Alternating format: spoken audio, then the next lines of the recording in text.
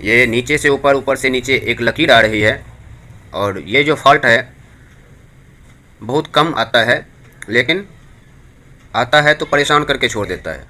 दोस्तों, जब भी हमारा वर्टिकल प्रॉब्लम आता है तो उसको रिपेयर करना तो थोड़ा आसान हो गया है, लेकिन जो हॉरिजॉन्टल प्रॉब्लम होता है उसमें कई बिगनर्स फंस जाते हैं। वैसे अगर देखा जाए तो वर्टिकल प्रॉब्लम भी कोई साधारण प्रॉब्लम नहीं होता है, लेकिन वर्टिकल प्रॉब्लम तो अक्सर होता रहता है, इस वजह से लोगों के दिलो दिमाग में छाया हुआ है। लेकिन हॉरिजॉन्टल प्रॉब्लम बहुत कम दिखा जाता है। अगर 10 टीवी में आपको 8 में दिखेगा वर्टिकल, तो 2 ही में, 1 ही में जो है दिखेगा हॉरिजॉन्टल।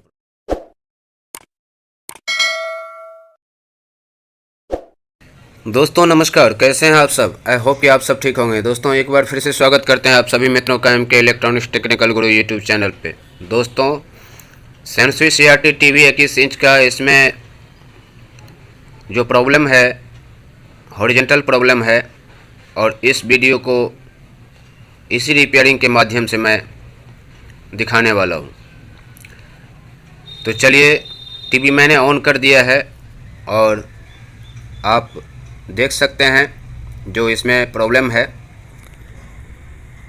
ये नीचे से ऊपर, ऊपर से नीचे एक लकीर आ रही है। और ये जो फॉल्ट है बहुत कम आता है, लेकिन आता है तो परेशान करके छोड़ देता है। तो दोस्तों, इस वजह से ये प्रॉब्लम जो है रिपेयर करने में थोड़ा सा कई जो बिगनर्स हैं वो फंस जाते हैं। तो ये अल्ट्रा स्लिम है, और अल्ट्रा स्लिम का किट रिपेयर करना भी थोड़ा सा मुश्किल का काम होता है। तो आज मैं इसको दिखाऊंगा कि इस तरह के प्रॉब्लम में कौन सा स्पेयर पार्ट्स ख़राब होता है जिसके वजह से ये प्रॉब्लम होता है। तो दोस्तों, मैं बताना चाहता हूँ कि ये जो प्रॉब्लम होता है इस हॉरिजॉन्टल और वर्टिकल, इन्हीं के आसपास में कहीं न कहीं ये फॉल्ट निकल के आता है। अब वो क्या फॉल्ट होता है वो हम आपको बताएंगे। तो ये जो योक है, योक के वजह से इसमें प्रॉब्लम नहीं आता है। योक का जो सप्लाई होता है उसी में प्रॉब्लम होता है, जो हॉरिजॉन्टल सप्लाई आता है। वर्टिकल सप्लाई अगर आता है तो आपका सीधा लाइन जो है, वर्टिकल सप्लाई में अगर प्रॉब्लम होगा तो सीधा आपको जो है लेफ़्ट से राइट में जो है लकीर दिखेगी, लेकिन अप से डाउन में दिख रहा है तो इसका मतलब है जो कुछ और प्रॉब्लम है, तो हॉरिजॉन्टल का प्रॉब्लम होगा इसमें। तो वीडियो पसंद है तो वीडियो को लाइक कमेंट ज़रूर करें, और मेरे चैनल पे अगर आप नए हैं तो चैनल को सब्सक्राइब कर लीजिएगा, क्योंकि मैं कुछ इसी तरह से ख़ास ही वीडियो लेकर के आता हूँ आप सभी के बीच, जिसमें कि ज़्यादा आपको ना टाइम लेते हुए मैं एक अच्छा जानकारी दे करके चला जाता हूँ। तो आई होप कि ये भी वीडियो आपके लिए बहुत कार्यरत होने वाला है। तो चलिए, सबसे पहले इस किट को क्लीन करते हैं और उसके बाद में देखते हैं कि आखिर इसमें प्रॉब्लम क्या है।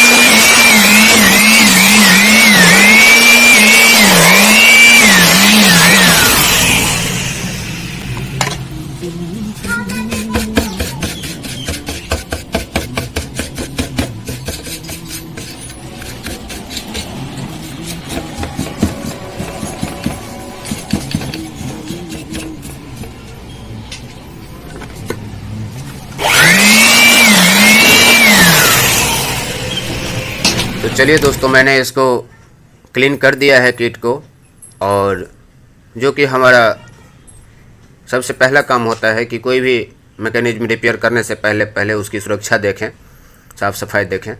तो मैंने वो चीज़ कर दिया है। और एक बार इसका योक को फॉर्मेलिटी के लिए हम चेक कर लेते हैं कि हॉरिजॉन्टल और वर्टिकल में आपस में शॉर्टिंग तो नहीं है योक के कॉइल में।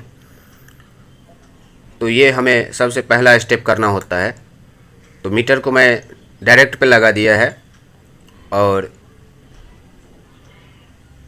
बारी बारी से मैं इसमें हॉरिजॉन्टल और वर्टिकल का जो वाइंडिंग है दोनों को चेक करूँगा। तो ये हमारा हॉरिजॉन्टल हो गया, ये ठीक है। आगे मैं वर्टिकल पे देखता हूँ, ये भी ठीक है, कॉइल दोनों आपस में जो है टचिंग नहीं है, ठीक है। तो अब अगला जो स्टेप है दोस्तों वो है हमारा इसका टीट को पलटी करके देखना है कि सप्लाई का जो है कहीं ना कहीं मसला तो नहीं है। हॉरिजॉन्टल सप्लाई में प्रॉब्लम हो तब भी कुछ इस तरह से होता है। तो जहाँ तक मैं इसमें देख पा रहा हूँ, इसका जो है कई प्रिंट हीटिंग हो करके या चलते टाइम जो है या ज़्यादा पुराना इसका सोल्डरिंग रंगा हो करके जो है क्रैकिंग हो रखा है। तो खास करके हॉरिजॉन्टल सेक्शन में ज़्यादा ही हो रखा है। तो ये आप देख सकते हैं कई जगह प्रिंट जो है क्रैक हो रखा है। तो सबसे पहले मुझे इसको क्लीन करना पड़ेगा, रिसोल्ड करना पड़ेगा, क्योंकि कहीं ना कहीं इस वजह से भी जो है आपके टीवी में अगला स्पेयर ख़राब होता है। और जब स्पेयर ख़राब हो जाए तब तो प्रॉब्लम आ जाती है, और जब तक नहीं ख़राब होता है तब तक ये हीट होता रहता है और दूसरे को ख़राब करने के लिए काम करता रहता है। तो चलिए, सबसे पहले मुझे इसको रिसोल्ड करना है अच्छी तरह से। जहाँ जहाँ मुझे प्रिंट लग रहा है कि नहीं उखड़ा हुआ है या सोल्डिंग में दिक्कत है, वो मैं रिसोल्ड करता हूँ। उसके बाद मैं एक बार सप्लाई दे करके देख लूँगा कि हमारा प्रॉब्लम ठीक हुआ कि नहीं। दोस्तों, जब भी हमारा वर्टिकल प्रॉब्लम आता है तो उसको रिपेयर करना तो थोड़ा आसान हो गया है, लेकिन जो हॉरिजॉन्टल प्रॉब्लम होता है उसमें कई बिगनर्स फंस जाते हैं। वैसे अगर देखा जाए तो वर्टिकल प्रॉब्लम भी कोई साधारण प्रॉब्लम नहीं होता है, लेकिन वर्टिकल प्रॉब्लम तो अक्सर होता रहता है, इस वजह से लोगों के दिलो दिमाग में छाया हुआ है। लेकिन हॉरिजॉन्टल प्रॉब्लम बहुत कम दिखा जाता है।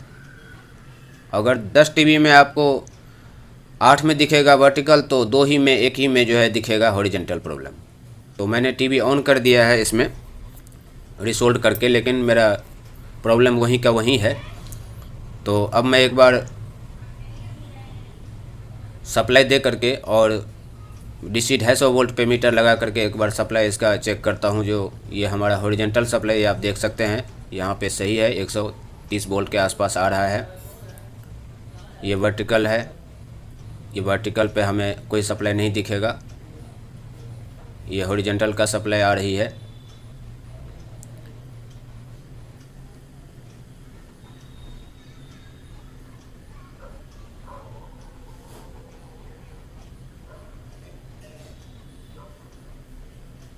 दोस्तों, मैंने इसमें सप्लाई में तो कोई पकड़ नहीं है। सप्लाई मीटर से चेक करने से तो मुझे कुछ पता ऐसा नहीं चल रहा है,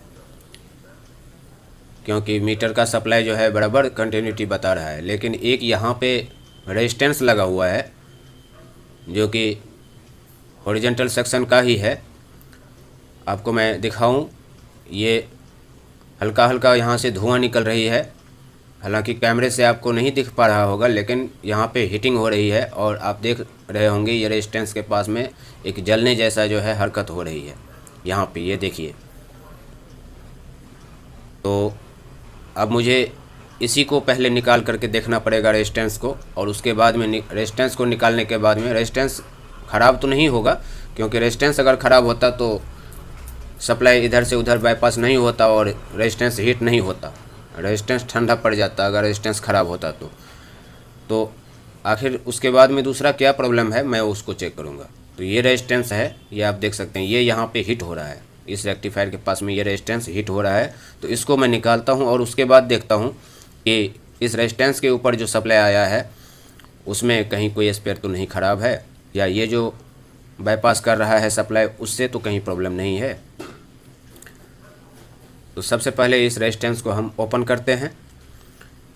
दोस्तों, थोड़ा सा मार्मिक बातें होती है जिसको कि जानना और समझना ज़रूरी होता है।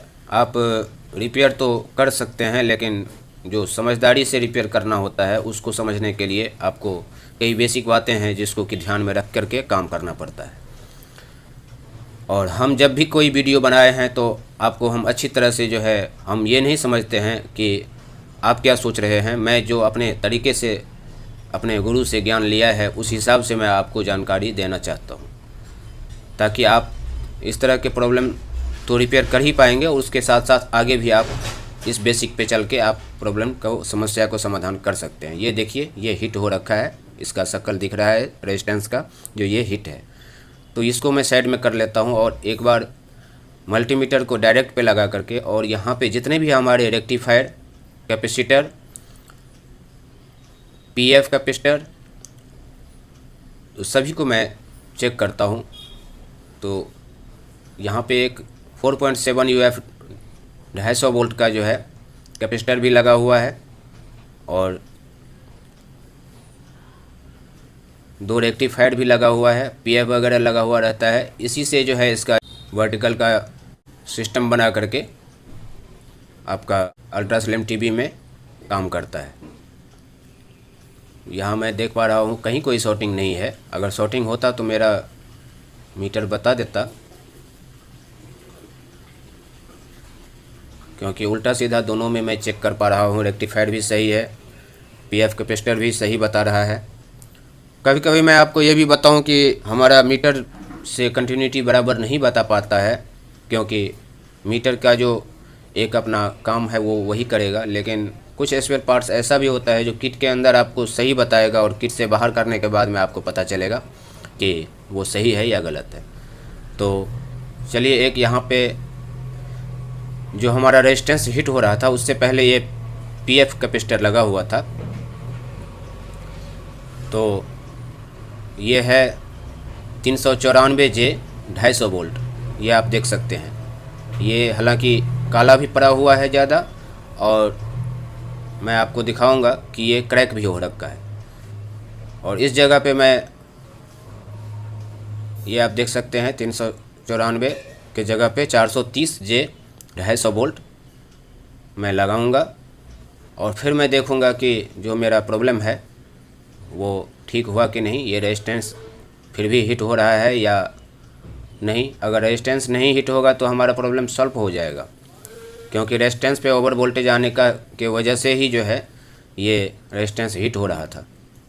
तो चलिए, मैं इस पीएफ को लगा दिया है और एक बार स्क्रीन के सामने चलते हैं और देखते हैं। ये आप देख सकते हैं जो पिक्चर स्क्रीन का जो है पूरा हमें कंप्लीट नहीं आ रहा था वो आ गया है, और जो हमारा वो 394J 250 वोल्ट का पीएफ था दोस्तों, वही हमारा ओवर वोल्टेज वहाँ से बाईपास हो रहा था और क्रैकिंग था वो। तो ये हॉरिजॉन्टल सेक्शन का है। तो कितनी आसानी से मैंने इस काम को करके दिखाया है, और इसी तरह से आप भी कर सकते हैं। थोड़ा सा आपको गेस करना पड़ेगा, थोड़ा सा आपको थ्योरी को इस्तेमाल करना पड़ेगा, थोड़ा सा आपको बेसिक ज्ञान की ज़रूरत है। तो इस चीज़ को लेकर के ही हम कोई भी काम कर सकते हैं। अल्ट्रा स्लिम है तो क्या दिक्कत है? कोई दिक्कत नहीं है, नॉर्मल टीवी होता है। रिपेयर करने वालों के लिए जो है वो नॉर्मल ही होता है सब प्रॉब्लम। ये आप देख सकते हैं, ये फटा पड़ा है। ये हालांकि जब मैंने इसको ओपन किया है फिर मैंने देखा है तो ये मुझे दिख गया, और इसका जो बताऊँ, जो मैं मल्टीमीटर से कोई कंटिन्यूटी चेक नहीं हो पाएगा, तो इस वजह से जो है इसको क्रैकिंग को देखते हुए मैंने चेंज कर दिया। डिजिटल मीटर से आप पीएफ वगैरह चेक कर सकते हैं, लेकिन मल्टीमीटर से चेक करना मुश्किल होता है। तो चलिए, यही जानकारी थी आज की, और मुझे लगता है कि अच्छी तरह से मैं आपको बता पाया, समझा पाया। ये मैंने इसका यहाँ पे जो पीएफ कैपेसिटर है इसको मैंने चेंज किया है, और इसी का ये फॉल्ट था। जो यहाँ पे रेजिस्टेंस एक आप देखे होंगे जो हिट हो रहा था, हालांकि अब हमारा कोई रेजिस्टेंस हिट नहीं हो रहा है और हमारा प्रॉब्लम भी ठीक हो गया है। और एक बार हम पिक्चर लगा करके ये भी देखेंगे कि दोनों साइड से, लेफ़्ट और राइट से जो है हमारा, या ऊपर नीचे से कहीं पिक्चर में कमी तो नहीं है। तो उसके लिए हम टीवी को ऑन करके और 2RC 3RC कोड लगा करके देखते हैं। आई होप कि आपको वीडियो पसंद आया होगा। वीडियो पसंद है तो वीडियो को लाइक कमेंट ज़रूर करें, और मेरे चैनल पे अगर आप नए हैं तो चैनल को सब्सक्राइब कर लीजिएगा। इसी तरह से मैं गूढ़ ज्ञान लेकर के आता रहता हूँ आप सभी के बीच, जो कि मेरा 20 साल का तजुर्बा रहता है, लेकिन आपके लिए जो है चंद मिनटों में आपको जानकारी मिल जाता है। तो चलिए, फिर से मिलते हैं नए वीडियो के साथ में आप सभी दोस्तों से। तब तक के लिए धन्यवाद। Thanks for watching.